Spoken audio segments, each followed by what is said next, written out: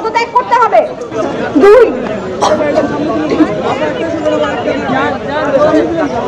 2 সারা দেশে অব্যাহত ধর্ষণ, নারী নিপীড়ন, চুরি, ডাকাতি, ছিনতাই বন্ধে কার্যকর পদক্ষেপ গ্রহণ করতে হবে। 3 অবিলম্বে পাহাড়, সমতল সহ সারা দেশে ঘটে যাওয়া ধর্ষণ ও নিপীড়নের সকল ঘটনার বিচার নিশ্চিত করতে হবে।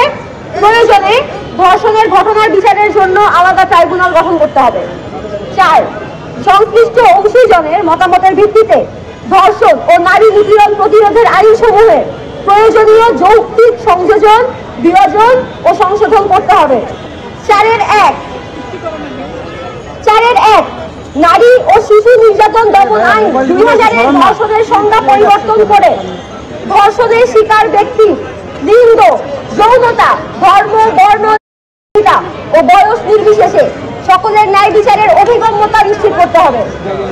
4-1 অপরাধী বা ভুক্তভোগীর জেন্ডার নির্বিশেষে সকল ধরনের পেনিট্রেশনকে ধর্ষণের অন্তর্ভুক্ত করতে হবে।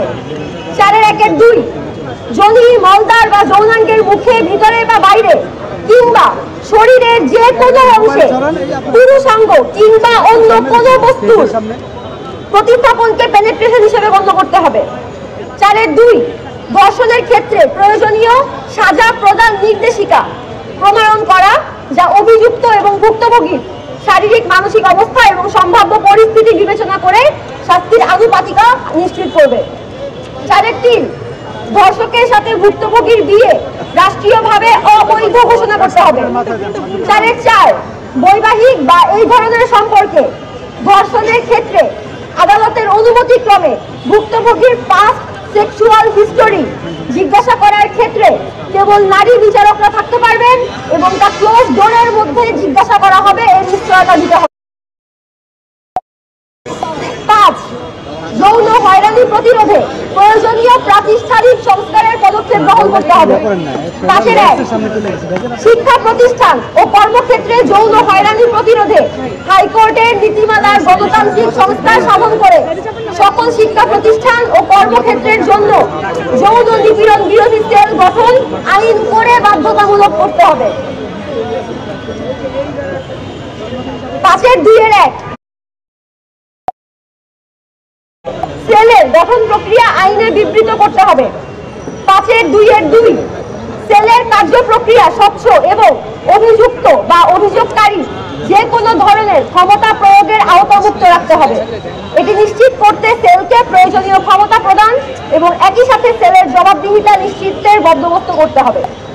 বিচার ও আইন ব্যবস্থার সাথে সংশ্লিষ্ট সকলের জেন্ডার সংবেদনশীলতার প্রশিক্ষণ নিশ্চিত করতে হবে। 5-3 প্রাথমিক থেকে উচ্চ মাধ্যমিক পর্যায়ের পাঠ্যক্রমে জেন্ডার সংবেদনশীলতার পাঠ অন্তর্ভুক্ত করতে হবে। 5-4 সম্মতি ও পছন্দের পরিষ্কার ধারণা দেয়, লিঙ্গভিত্তিক সহিংসতা প্রতিরোধের তথ্য ও জ্ঞান প্রদান করে এমন পাঠ পাঠ্যক্রমে অন্তর্ভুক্ত করতে হবে। 6 ধর্ষণের মামলা নেওয়া নিয়ে যে থানাগত জটিলতা তা দূর করতে হবে। বিশেষ আইন অথবা বিশেষ সেলের অধিকার বলে ধর্ষণের অভিযোগ যে কোনো থানা গ্রহণ করবে এবং কার্যকর ব্যবস্থা গ্রহণ করবে। 7 ভুক্তভোগী ও সাক্ষীকে সকল প্রকার সুরক্ষা প্রদানের জন্য 2011 সালে পর্যালোচিত সাক্ষী সুরক্ষা আইন পুনরায় পর্যালোচনা ও প্রয়োগ করতে হবে।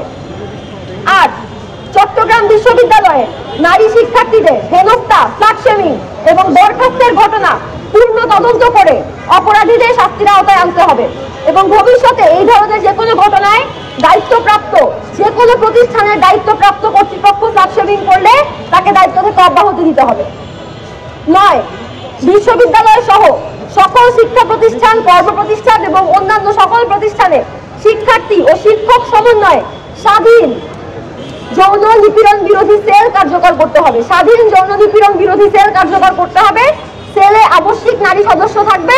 অপরাধ প্রমাণ সাপেক্ষে দোষীকে শাস্তি দেওয়ার ক্ষমতা উক্ত সেলকে দিতে হবে।